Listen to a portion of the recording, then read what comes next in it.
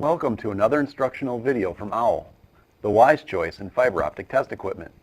I'm Professor Jim Powers.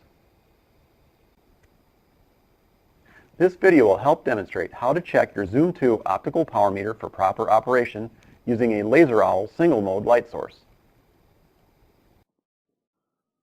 Patch cables and test equipment should always be checked prior to testing to ensure accurate and reliable test results. Usually the best time to do this is at the beginning of the testing day. In this procedure, we will be using the Zoom 2 optical power meter and the laser OWL single mode light source. You will notice that I've gathered 3 patch cables for this procedure. These 2 cables here, this 3rd cable here, and then the mating sleeve. Okay. The reason there are 2 patch cables here is because there are 2 wavelengths in the laser OWL. Okay, these are the 2 wavelengths that we could be using for our test. Okay, these cables will be plugging the laser OWL into one end of the link to test. The reason we have a duplex cable here is because it's easier to handle a duplex cable than it is to handle 2 simplex cables. This 3rd cable will plug the Zoom 2 into the other end of the link under test. And then this mating sleeve will be used to connect out all the cables together to make sure that they're all working together. One of the main things that we need to make sure of is that the patch cables have the right connector type. They don't have to match, the test equipment and the link don't have to match each other, but you have to make sure that one end of the patch cable will plug into the testers. As we can see, we're using SC connectors here. But the other end of the patch cables need to plug into the link that we're testing. It doesn't have to be SC, but in this case, for this demonstration, we're using SC. We're assuming the patch panels are all SC. Now, first thing we need to do is we need to power on the test equipment. So we just press the power button on both devices. And you'll notice on the Zoom that it says low. Okay, what this means is that there's no light coming into the photodetector. It's being blocked by this dust cap. If we take the dust cap off, you'll see that a reading appears. Okay, this reading is simply the ambient room light coming in from the lights in the ceiling. And on the laser OWL, you'll see that the 1310 nanometer indicator LED appears by default. Okay, so the first thing we do is we connect in the reference cables into the ports on the laser OWL.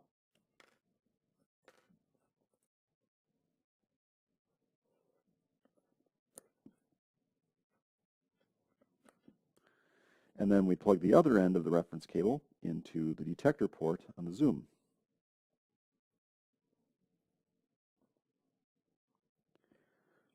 Okay, notice it says low. This is fine. We probably just plugged in the wrong connector on the end of the patch cable. So we just take it out, put the dust cap back on. It's usually a good idea to always do that. And then we plug the other reference cable into the detector port. Okay, now we see we actually get a reading. So this is fine. But what we need to do is make sure that both units match wavelengths. Obviously it says 850 nanometers here, but we are putting in 1310 nanometers. So we need to change the wavelength to 1310. Now you see on the screen it says minus 10.41. Okay, now is this good? This is actually a good reading.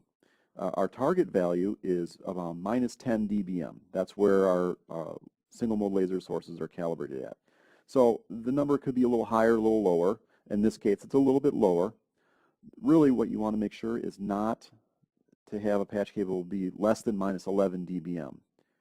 If you have a patch cable that's below minus 11 dBm, this means that cable might have other issues and shouldn't be used for testing. But in this case, our 1310 nanometer reference cable is fine.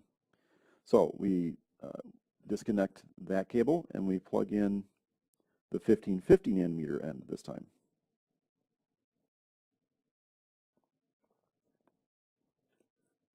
Okay, again remember we need to set both units to 1550 nanometers this time. So you'll see that it says low. That's because we haven't switched the wavelength yet. So we need to switch the wavelength to 1550 on both units. All right, as you see here, it says minus 10.09. This is very close to the calibration level of the laser OWL. Okay, this 1550 nanometer cable is also fine. Again, it's not below -11, so both of our reference cables are okay to use for this for testing. Now, what we need to do is connect in the third cable here to check it. But the easiest way to do this is to temporarily zero out the 1550 nanometer wavelength. We can do this by pressing and holding this 0 button. Notice it says 0.0 dB. This is why we call it zeroing, because when you set a reference, you're setting the meter back to 0. Okay, again, we need to show the dB here. It's not in dBm anymore.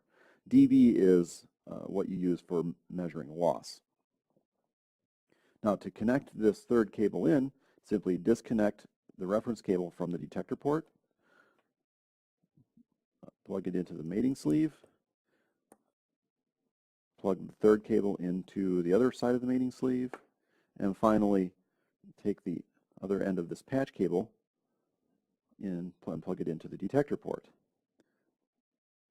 We see we have a reading of around minus 0.1 dB.